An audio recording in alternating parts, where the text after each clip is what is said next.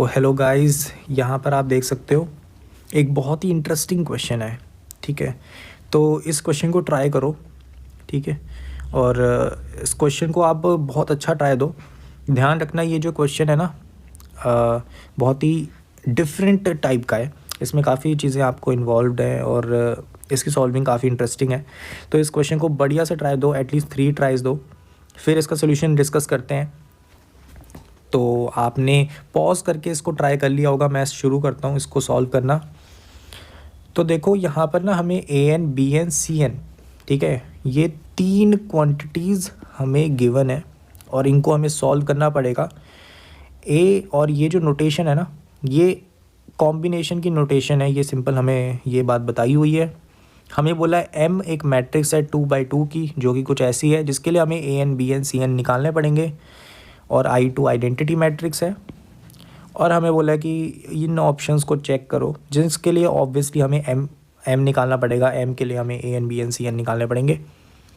तो चलो शुरू करते हैं इसको सॉल्यूशन के साथ। पर मैं इसको शुरू करने से पहले एक दो मिनिमम जो चीज़ें आपको एटलीस्ट पता होनी चाहिए, कि जैसे आपने एक क्वेश्चन सॉल्व किया होगा, क्या आर एन सी आर, ठीक है, जिसमें r इक्वल टू 0 से लेकर n तक जा रहा है। या फिर आपने इसका भी एक थोड़ा सा ऊपर वाला क्वेश्चन सॉल्व किया होगा, r² NCR, जिसमें r इक्वल टू 0 से n तक है। बेसिक क्वेश्चंस हैं, स्टैंडर्ड क्वेश्चंस हैं। इन दोनों ही क्वेश्चंस में हमारे पास कौन सा फॉर्मूला यूज़ होता है? NCR equal to n divided by r n-1 CR-1। ठीक है, ये फॉर्मूला यूज़ होता है इन दोनों में ही, बल्कि इस टाइप की हर एक प्रॉब्लम में यही फॉर्मूला यूज़ होता है। ठीक है, तो बहुत ज़रूरी है कि आपने ये 2 क्वेश्चंस कर रखे हों इस क्वेश्चन को अटेम्प्ट करने से पहले, क्योंकि ए एन निकालना इसके ऊपर ही लगभग बेस्ड है। क्लियर है? तो ये आपने करे होंगे। इनमें जो सबसे एक इम्पॉर्टेंट बात क्या होती है कि जैसे मान लो इस छोटे वाले को मैं सॉल्व करके दिखाऊँ, आर, यहाँ पे मैंने ये मान लो फॉर्मूला लगाया, तो बन जाएगा n divided by r n-1 CR-1। r cancel out हो गया।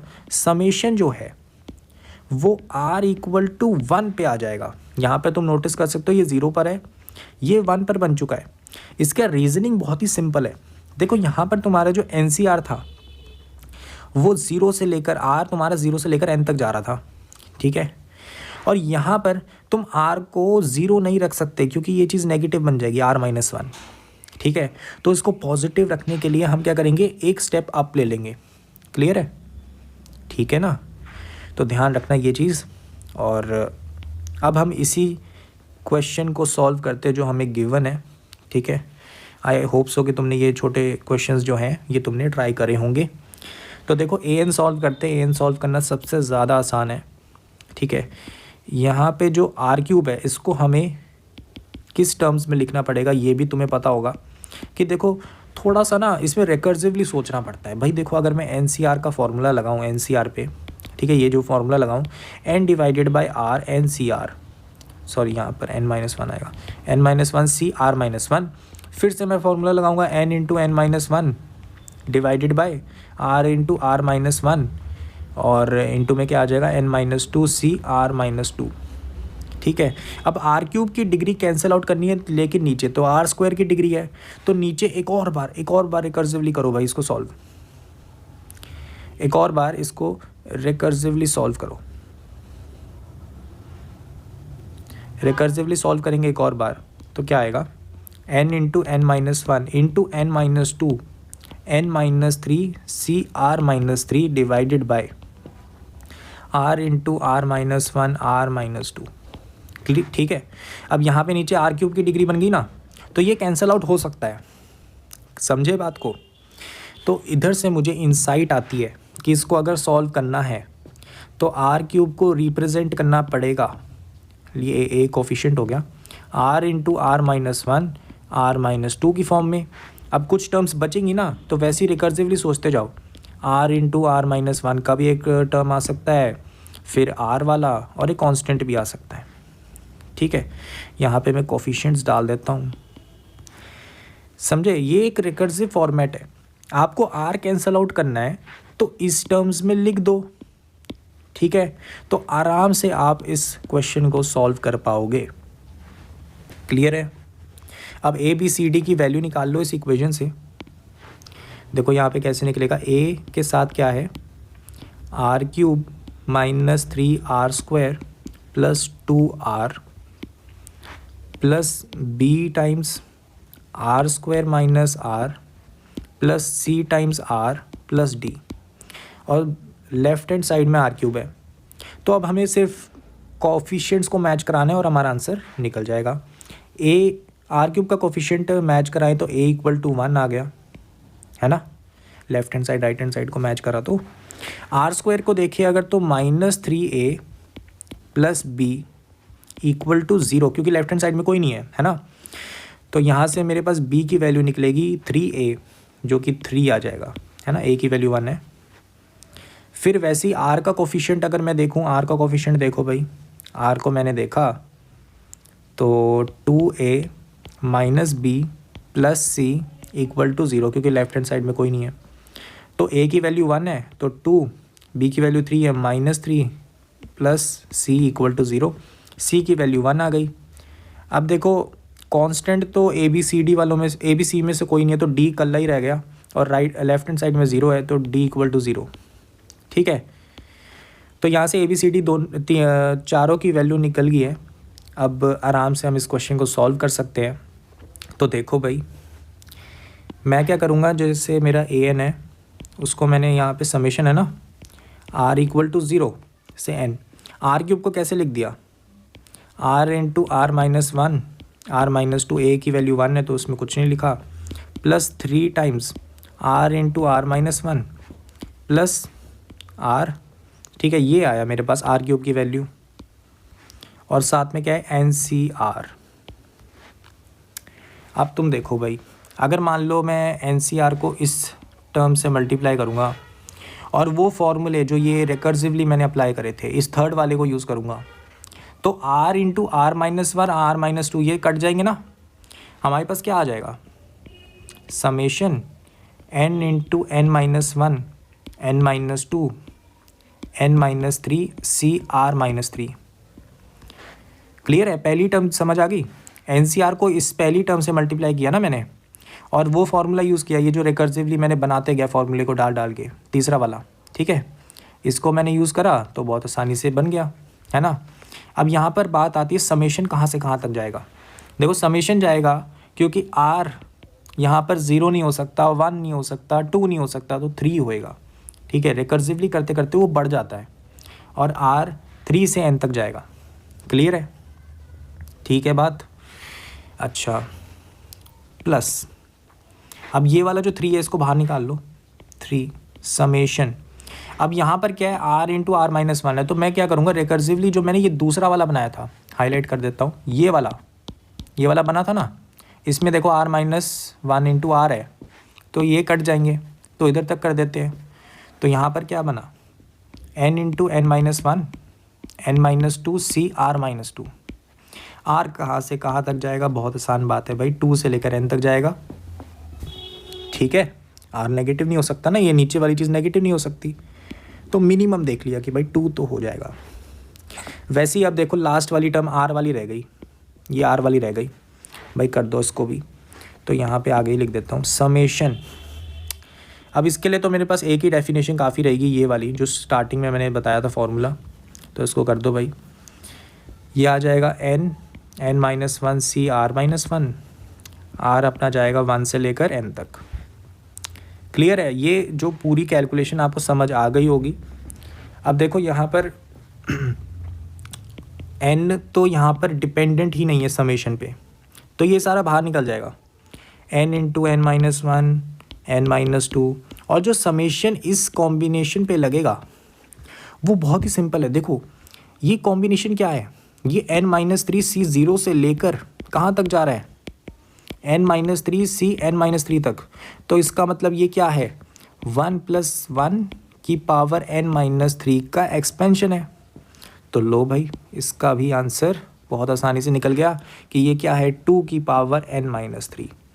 सिमिलरली हम यहाँ पर दूसरे का लिख सकते हैं, ये टू की पावर n माइनस टू का एक्सपेंशन था, यहाँ पर हम n कॉमन निकालने के बाद टू की पावर n माइनस वन का एक्सपेंशन था। क्लियर है? हो गया सॉल्व। अब इसको थोड़ा सा सिंप्लीफाई करना पड़ेगा, तो ऐसा करते हैं, इसको कॉमन कर लेते हैं ना, कॉमन कर लेते हैं n into n minus one, two की पावर n माइनस थ्री, तो कॉमन क्या बचा ये n minus two plus three times two. Clear है? ठीक है ना? तो यहाँ पर ये क्या बन गया, एक मिनट, हाँ ये n प्लस फोर बन गया ना ये पूरा, ठीक है। और प्लस में क्या है अपने पास n टू की power n minus one.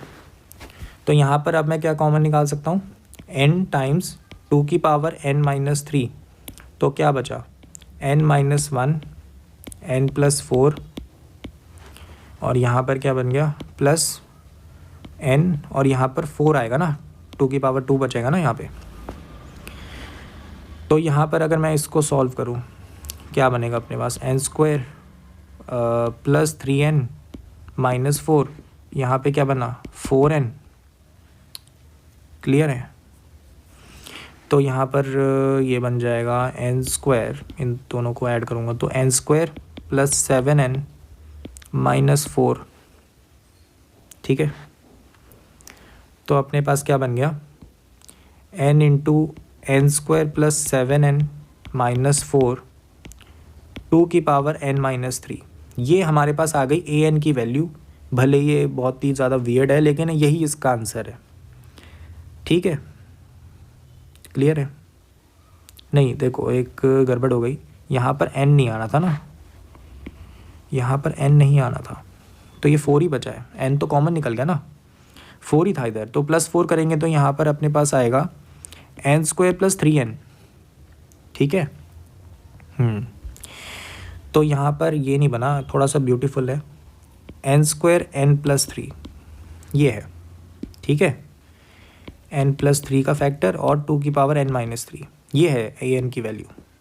Clear है? ओके, ए एन की वैल्यू हमने निकाल ली, अब बी एन की वैल्यू निकालनी है ना। बी एन को मैं लिख लेता हूँ, बी एन भी बहुत इंटरेस्टिंग है। देखो आर ऊपर भी है, आर नीचे भी है, थोड़ा इंटरेस्टिंग वे से सॉल्व करना पड़ेगा। ठीक है, तो चलो सॉल्व करते हैं इसको। बी एन क्या है हमारा, बी एन ये हमारा है समेशन माइनस वन की power r, r divided by r plus two n C r, और आर इक्वल टू हमारा किधर से जा रहा है, ज़ीरो से लेकर एन ना, एक बार कंफर्म कर लेते हैं, ज़ीरो से लेकर एन। ओके, तो देखो भाई इसको सॉल्व कैसे करेंगे। यहाँ पर ना थोड़ा सा आपको सोचना होगा रिवर्स में। देखो यहाँ पर आर है, यहाँ पर आर प्लस टू है। अगर मैं ऐसा करूँ कि आर प्लस वन से मल्टीप्लाई डिवाइड करूँ तो ये और ये दोनों मिलकर इसके अंदर ऐड ऑन हो सकते हैं। समझ रहे हो? तो रिवर्स में सोचो ना कि भाई एन सी आर, ठीक है, और यहाँ पर मान लो n plus one divided by r plus one है, तो क्या मैं इसको n plus one C r plus one नहीं लिख सकता? सोच कर देखो, उल्टा सोचा है मैंने फॉर्मूले को, रिवर्स में। समझ रहे हो? एसेंस समझ गए ना कि मैं सोच कैसे रहा हूँ। बस इसी चीज़ को अगर तुम समझ गए तो कॉन्ग्रेचुलेशंस, ये पार्ट भी हो जाएगा। देखो कैसे, समेशन की डिटेल्स नहीं लिख रहा अभी फ़िलहाल, आप बस समझ लो। r into r plus one, यहाँ पर मैंने देखा कि भाई डिवाइड में क्या है, r plus two r plus one, और क्या है एन सी आर। लेकिन अगर ऐड ऑन करना है n भी तो चाहिए, n भी चाहिए ना। तो ऐसा करते हैं, मल्टीप्लाई डिवाइड करते हैं n प्लस टू को n प्लस वन को भी, है ना। ऐड ऑन करना है तो ये चीज़ें भी ध्यान रखनी पड़ेंगी। तो यहाँ से मुझे पता लगा भाई ये चीज़ आराम से क्या बना देगी, n plus two C r plus to.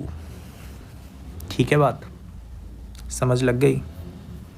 जैसे ये बात तुम्हें समझ लग गई और तुमने देखा कि भाई ये तो n पे डिपेंडेंट है, ये वाले तो बाहर निकल जाएंगे समेशन के, तो तुम्हें बना गया यहाँ पर n plus two n plus one summation minus one की power r, r into r plus one n plus two सी आर प्लस टू। अच्छा, मैंने एक चीज़ सिखाई थी कि भाई आर ना बढ़ जाता है तो आर घटेगा भी, तो अगर मैं रिवर्स चल रहा हूँ तो आर कहाँ से कहाँ तक जाएगा, -2 से n तक जाएगा। क्लियर है बात? तो ये चीज़ अगर हमने बना ली अब तो भाई वही वाली बात हो गई जो हमने पहले सीखी कि भाई देखो अब मेरे को सीधा चलाना है उस फॉर्मूले को। देखो कैसे कि भाई देखो यहाँ पर डिग्री क्या है, r² की डिग्री है। तो इसका मतलब क्या हुआ, क्या मतलब हुआ इस बात का कि भाई देखो n+2 CR+2 है ना, उसको ब्रेक डाउन करो, n+2 डिवाइडेड बाई R+2। अब तो डिग्री 1 की आई है ना, डिग्री तो 1 की आई है। तो एक और बार हमें लगाना पड़ेगा, लगाओ भाई, n+2 into n+1 divided by R+2 R+1 NCR। Clear है? अब बन गई ना डिग्री R² की। बस यही चीज़ तुमने सोच ली। अब इसको बहुत ही आसानी से तुम्हें फिर से ABCD के वाली चीज़ों पे आना पड़ेगा। R into R+1 equal to A times R+2 R+1 plus B times, यहाँ पर क्या आएगा, R+2। यहाँ से देखते जाओ ना, ये रहा एक फैक्टर, और क्या है 1/1 वाला, ये कांस्टेंट फैक्टर है, प्लस C। क्लियर है? लो भाई ABC की वैल्यू निकालनी है। A के कोफिशिएंट लिख दो भाई, A के साथ कौन सा क्वाड्रेटिक है, R² प्लस 3R प्लस 2। ठीक है, B के साथ लिख दो भाई, B के साथ तो सेम ही है, R+2 और प्लस C, और लेफ्ट हैंड साइड में R² प्लस R है। तो लो भाई R² के कोफिशिएंट मैच करो, A इक्वल टू 1 आ गया, R का कोफिशिएंट मैच करो 3A plus B equal to left hand side पे 1 है। तो B की वैल्यू क्या आएगी, 1 - 3A, 1 - 3 हो गया, तो B की वैल्यू क्या आ गई, -2।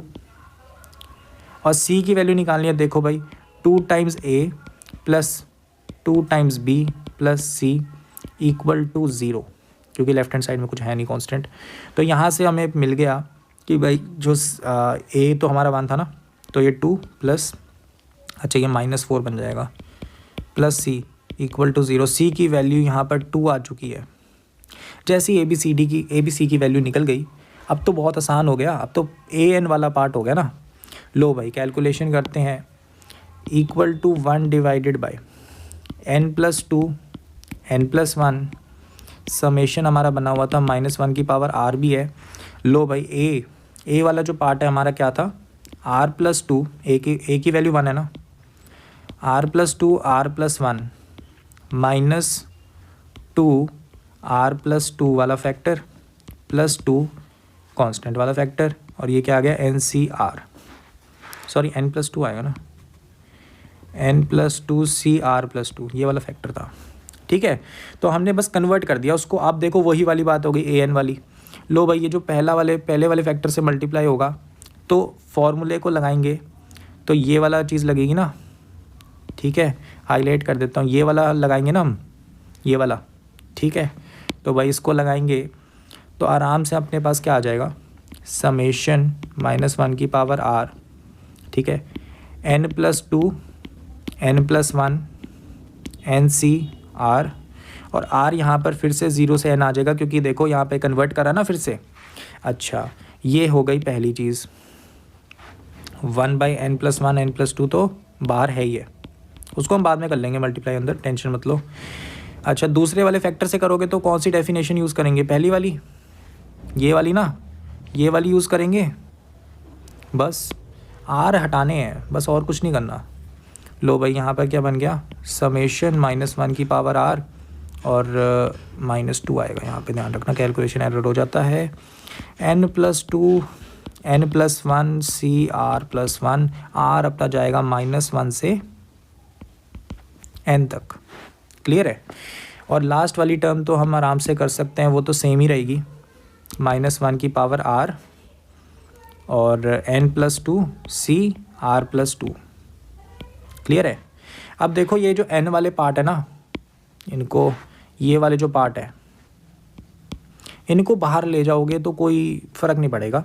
आप बस इतना एसेंस समझो, पूरा कैलकुलेशन का एसेंस समझो। ये अगर मैं इस भाग को बाहर ले जाऊं तो क्या बनेगा, ये चीज़ बन जाएगी n+2 n+1 इंटू ये क्या है, ये जो आपका बचेगा समेशन -1 की power r n C r r equal to 0 से n। ये तो चीज़ देखी हुई होगी, आपने देखा होगा ये क्या चीज़ है, ये 1 - 1 की पावर n का 1 - 1 की पावर n का एक्सपेंशन है जो कि 0 बन जाता है। सही बात है कि नहीं? वैसे ही देखो ये वाली चीज़ है ना, ये वाली चीज़ भी ऐसी सी ही है, ऐसी सी ही है भाई। n+2 देखो, -2 तो चलो छोड़ो बाहर का, -2 और n+2 बाहर चले जाएगा समेशन के, समेशन क्या बन गया -1 की पावर r n+1 सी r+1 और यहाँ पे r इक्वल टू -1 से n। ये भी वैसा जैसा ही है कि क्या है ये 1 - 1 की पावर n का n+1 का एक्सपेंशन जो कि 0 बन जाएगा। अगर तुम्हें ऐसा लग रहा है कि यहाँ पर r कुछ अलग है, वो टेंशन मत लो। r 1 - 1 की पावर r बस इतना सिंबलाइज करते हैं कि हर एक टर्म एक दूसरे के नेगेटिव जा रही है। क्लियर है? टेंशन मत लो इसकी इतनी ज़्यादा। तो यहाँ पर हमारे पास दो टर्म्स वैसी 0 बन गई और ये तो देखते ही पता लग रहा है ये भी क्या है 1 - 1 की पावर r n+2 का एक्सपेंशन, ये भी 0 हो गया। तो सारी टर्म्स 0 हो गई, तो bn की वैल्यू क्या आ गई 0। क्लियर है? देखो कैलकुलेशन में यही चीज़ आ रही है कि भाई ये 0 बन गया है, सिंपल दिख रहा है। ठीक है, bn 0 हो चुका है, cn निकालना है। अब देखो cn बहुत ही इंटरेस्टिंग है और इसको जब मैं सॉल्व कर रहा था cn का, जब मुझे पता लगा ना कि इसको कैसे सॉल्व करना है, मैं जब सोच रहा था तो बड़ा ही मज़ा आ गया। ठीक है, सोच के। चलो अब हमारा फाइनल पार्ट आ गया cn। अगर हमने cn सॉल्व कर लिया तो ये क्वेश्चन सॉल्व हो जाएगा।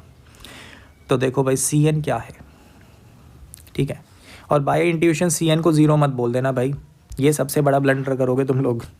ठीक है, cn को बाय डिफ़ॉल्ट 0 मत कह देना। ठीक है, कभी एक बार होता है ना -1 की बार r आ गया, भाई पक्का 0 ही होगा। नहीं, 0 नहीं आ रहा ना, ये यही तो बात है। चलो 1 मिनट, क्या था ये, -1 की power r r n c r 2 की पावर 1 - n 2 की power 1 - n divided by n - r plus 2 की power 1 - r divided by n - r और इसकी पावर n - r। क्लियर है? अब देखो इसको ना सॉल्व करने के लिए आपको एक चीज़ करनी पड़ेगी जो कि सोचना होता है। ठीक है, बिल्कुल सोचो कैसे कर सकते हैं। यहाँ पर आपको पैटर्न दिख गया होगा, n - r यहाँ पर है, यहाँ पे भी है। लो भाई यहीं पे है आपके पास क्लू कि क्या करना चाहिए, कॉमन निकालो। समझे? कॉमन निकालो भाई, कॉमन। देखो इसको मैं कैसे लिख सकता हूँ, 2 की power 1 - n divided by n - r plus 1। समझ आया पावर को कैसे मैनिपुलेट कर रहा है? समझ आया? तो ये समझ आ गया होगा। अब इधर से मेरे पास क्या निकल जाता है कि भाई मैं इस टर्म को कॉमन आउट कर सकता हूँ। तो जैसे ही मैं बस इतना ही पार्ट सॉल्व कर रहा हूँ, तो इसको मैं कॉमन आउट लेता हूँ, 2 की power 1 - n divided by n - r। ठीक है, और अपने पास क्या बचा 1 प्लस, यहाँ पे क्योंकि 2 की पावर 1 नहीं है तो 2 की पावर 1 बच जाएगा, और यहाँ पर ओवरऑल पावर क्या है n - r। अब पावर डिस्ट्रीब्यूट कर दो तो क्या बन गया 2 की पावर 1 - n और 3 की पावर n - r। ये इतनी बड़ी चीज़ इतनी छोटी चीज़ बन गई क्या, बस कॉमन आउट करना था और कुछ भी नहीं। क्लियर है? तो जैसे ये चीज़ मैंने कर दी, लो भाई फिर से हमारे पास वही सॉल्विंग्स आ जाती हैं। देखो इस पे तो फार्मूला लगा दो जो मैंने आपको ऊपर बताया था, क्या बन जाएगा n - 1 c r - 1। अब क्योंकि ये मैंने कर दिया तो समेशन चेंज हो जाएगा। लो भाई ये सारी चीज़ें करने के बाद आपके पास क्या आ गया, 2 की पावर 1 - n तो बाहर निकल के समेशन पे डिपेंडेंट ही नहीं है। r इक्वल टू अब 1 से स्टार्ट होगा क्योंकि मैंने वो फार्मूला अप्लाई किया, और क्योंकि ये फार्मूले में n भी आ रखा है ना, ये वाला इसको भी बाहर ले जाओ, n इंटू 2 की पावर 1 - n समेशन 1 - 1 की पावर r, यहाँ पर बन गया n - 1 c r - 1 और साथ में क्या है 3 की पावर n डिवाइडेड बाई 3 की पावर r। ठीक है, इसको डिस्ट्रीब्यूट कर दिया मैंने। क्लियर है? तो 3 की पावर n ये भी डिपेंडेंट नहीं है, इसको बाहर ले जाओ। क्लियर है। और क्योंकि यहाँ पर r है, यहाँ पर भी r है भाई, इनको साथ में जोड़ दो, ठीक है। तो क्या बन गया, n टाइम्स 2 की पावर 1 माइनस n टाइम्स 3 की power n summation r equal to 1 से n तक यहाँ पे क्या बन गया, यहाँ पे बन जाएगा -1/3 की पावर r n माइनस 1 सी r माइनस 1। अब क्योंकि यहाँ पे r माइनस 1 है, यहाँ पर r है, तो मैं इन दोनों को बैलेंस करने के लिए क्या करूँगा, मैं कहूँगा एक फैक्टर यहाँ से बाहर ले जाओ, तो r माइनस 1 यहाँ बन गया, -1/3 यहाँ पर एक फैक्टर बाहर चले गया। लो भाई ये चीज़ क्या बन गई, ये चीज़ क्या बन गई, देखते ही पता लग रहा है भाई, ये बन गया 1 माइनस 1/3 की पावर n माइनस 1 का एक्सपेंशन। लो भाई क्वेश्चन हो गया है सॉल्व। n टाइम्स 2 की पावर 1 माइनस n टाइम्स 3 की पावर n टाइम्स -1/3 टाइम्स 2 की power n minus 1 divided by 3 की पावर n माइनस 1। क्लियर है। देखो 2 की पावर n माइनस 1, देखो ये तो सबसे आसानी से कट गया, पावर ही ऑपोजिट हो रखी है। 3 की पावर n, यहाँ पर एक 3 का फैक्टर बच गया, ये 3 का फैक्टर इधर से गया, आंसर क्या आ गया हमारे पास, -n। क्लियर है। तो Cn की वैल्यू निकल गई। लो भाई अब हमारे पास क्या आ गया, एक मैट्रिक्स M जो हमारी क्या थी, An 2 की पावर n Bn Cn, ऐसी था। तो इसके बारे में हमें अब इंफॉर्मेशन निकालनी थी, ठीक है, नहीं Cn उधर है ना, ठीक है। हमें क्या बोला है, there is not at least one natural number n such that m inverse exist, और दूसरी स्टेटमेंट है there are at least 2 natural numbers n such that m inverse does not exist. तो मुझे मतलब m का डेटर्मिनेंट निकालना है, तो फिर मैं देखूँगा ये ऑप्शंस, ठीक है। तो m इनवर्स निकालो भाई, m का डेटर्मिनेंट निकालो। यहाँ पर इम्पॉर्टेंट बात क्या है भाई, Cn यहाँ पर है, Bn यहाँ पर है क्वेश्चन में। लो भाई m का डेटर्मिनेंट निकाला मैंने, क्या आ गया, An Bn माइनस 2 की पावर n Cn। अब क्योंकि मुझे पता है, क्या पता है मुझे, कि भाई जो Bn है, Bn क्या था मेरा, 0 आया था ना, Bn 0 आया, C की पावर n इक्वल Cn मेरा -n आया, और An कुछ गंदा सा आया वो भूलो। यहाँ पर ये जो डेटर्मिनेंट है ये क्या बन जाएगा, n टाइम्स 2 की पावर n। क्लियर है। और ये क्लियरली नॉन ज़ीरो है for natural number n, natural number है ना भाई ये n, तो ये ज़ीरो होगा ही नहीं। लो भाई आप समझते हैं बात को, थोड़ी लैंग्वेज घुमाई हुई है, क्वेश्चन को समझते हैं। देयर इज़, ए ऑप्शन समझो, there is not at least one natural number n, Hindi में ट्रांसलेट करो ताकि समझ आए बात। भाई not at least one natural number n, कि भाई एक भी ऐसा नेचुरल नंबर n एग्जिस्ट नहीं करता, ठीक है, सच दैट m इनवर्स एग्जिस्ट करे। भाई करता तो है, सारे करते हैं, है ना, हमने यही तो प्रूव किया। तो भाई ए ऑप्शन गलत है। There are at least 2 natural numbers and such that m inverse does not exist, नहीं भाई सारे नेचुरल नंबर्स के लिए एग्जिस्ट करता है, कोई भी ऐसे नेचुरल नंबर नहीं है जिसके लिए एग्जिस्ट नहीं करता हो, ज़ीरो नहीं बन रहा कहीं पे भी। बी ऑप्शन भी गलत हो जाता है, ठीक है बात। अब सी और डी ऑप्शन चेक करने हैं। सी ऑप्शन हमें कह रहा है I2 minus m inverse does not exist for n equal to 20, ठीक है। तो I2 माइनस m का डेटर्मिनेंट n इक्वल टू 20 पे 0 होता है, यही बात कह रहा है ये। लो भाई क्या करना है, I2 माइनस m का determinant equal to 0 for n equal to 20, ये ऑप्शन कह रहा है। लेट्स सी, तो यहाँ पर I2 माइनस m क्या आएगा अपने पास, I2 माइनस m की मैट्रिक्स निकालते हैं, तो ये बनेगा 1 माइनस an, ठीक है, और -2 की पावर n, और ये बनेगा -cn और 1 माइनस bn। तो अपने पास इसका डेटर्मिनेंट क्या बन जाएगा, I2 माइनस m का डेटर्मिनेंट निकालते हैं, क्या निकला, ये तो क्या है 1 बन गया ना, ये तो 1 है, ठीक है, और ये क्या बन गया, n बन गया।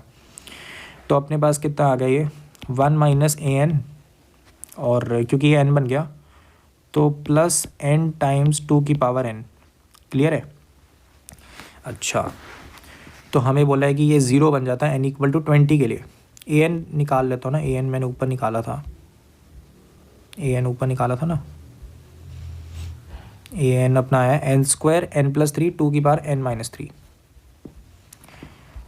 an अपना क्या है, यहाँ लिख लेता हूँ n² n+3 2n-3। लो भाई, यहाँ पर अगर मैं इसको लिखूँ 1 + 2n-3 कॉमन निकालूँ तो क्या बना,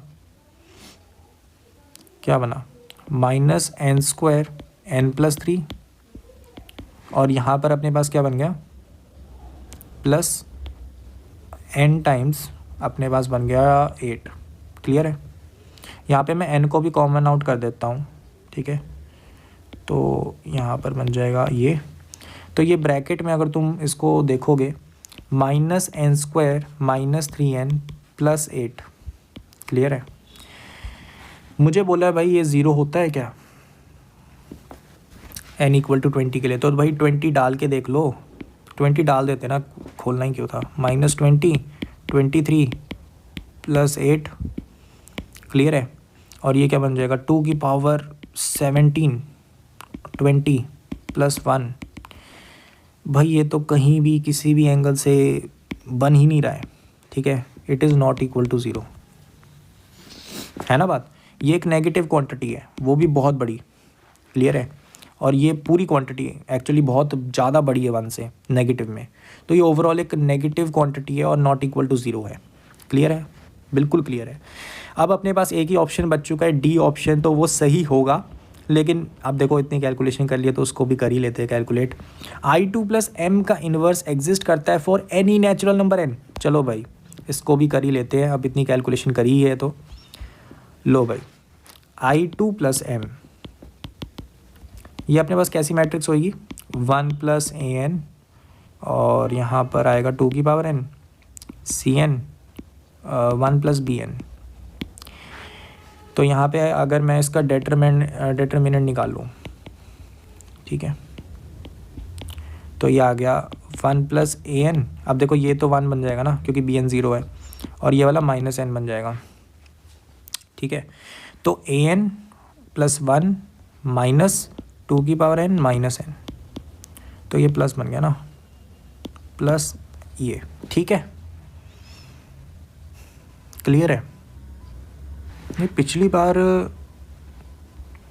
हाँ वो भी माइनस हुआ था ना, ठीक है, ये बन गया।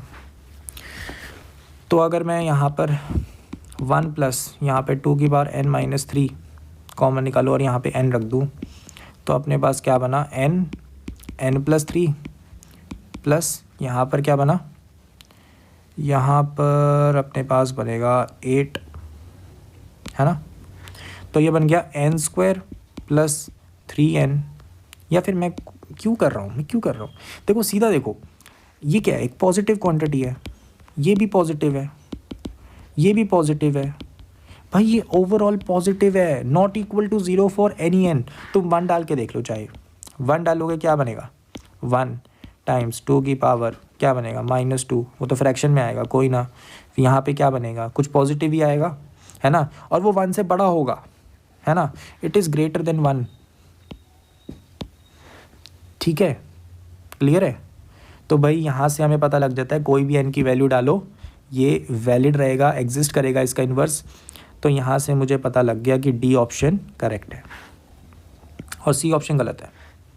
तो ये सिंगल करेक्ट टाइप का सवाल था, बहुत ही लेंदी सवाल है, ठीक है। मैंने अभी आपको बहुत अच्छे से एक्सप्लेन करा तो ये काफ़ी लेंदी हो गया, लेकिन अगर आप खुद सॉल्व करो तो मतलब टाइम कम लगेगा, लेकिन फिर भी ये थोड़ा सा लेंदी सवाल है और जेईई एडवांस के पर्सपेक्टिव से काफ़ी एक सवाल बन सकता है ऐसे जैसा। हो सकता है इतना लंबा ना हो, लेकिन जो मैनिपुलेशन इस सवालों में लगी है, इन सवालों में ना, वैसी जैसी मैनिपुलेशन लगे, ठीक है। तो एक बहुत ही अच्छा स्टैंडर्ड प्रॉब्लम थी ये, तो मज़ा आया होगा इसको सॉल्व करके। और ऐसी और सवाल मैं ढूंढ रहा हूँ, तो अगर मुझे मिलेंगे